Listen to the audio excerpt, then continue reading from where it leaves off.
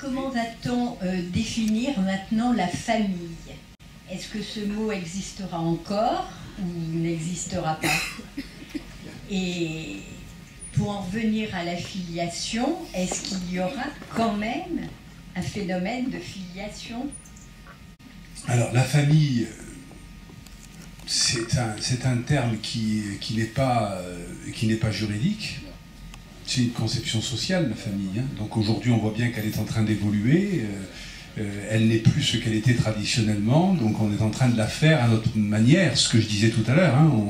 On est en train de tout transformer. Alors pour en revenir à la question de la filiation en elle-même, oui, le droit de la filiation demeure. Mais il est complètement chamboulé. Et il est complètement chamboulé, puisque comme je vous le disais tout à l'heure, à mon sens, ça c'est la suite inéluctable de ce projet, de cette loi.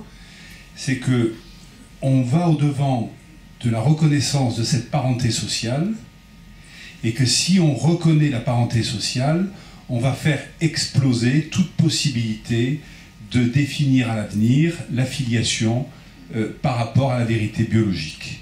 Et on va lui faire perdre de la même manière toute sa dimension symbolique, ce qui là est essentiel apparemment pour en tous les cas bon nombre de psychiatres et de pédopsychiatres qui ont été très clairs sur le sujet, puisque les enfants ont besoin de se reconnaître dans une filiation par rapport à un homme et par rapport à une femme.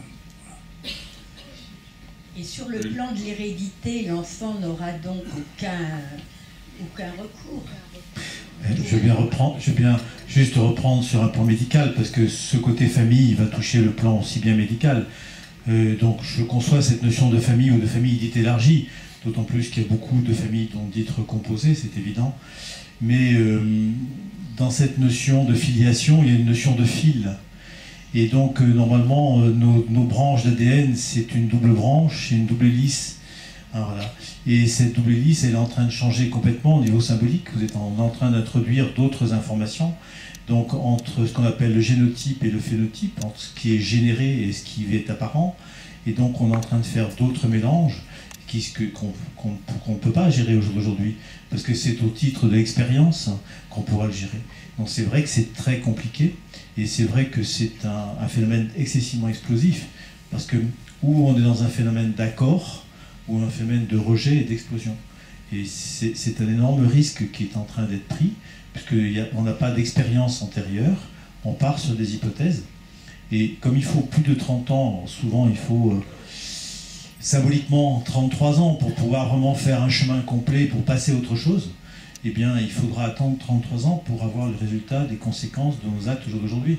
Et donc ce sont nos petits-enfants, petits-enfants qui vont avoir à traiter les conséquences. Je pense qu'il faut qu'on réalise beaucoup ce qu'on est en train de faire, parce que sur un plan biologique, on est en train de sortir de la logique du bios.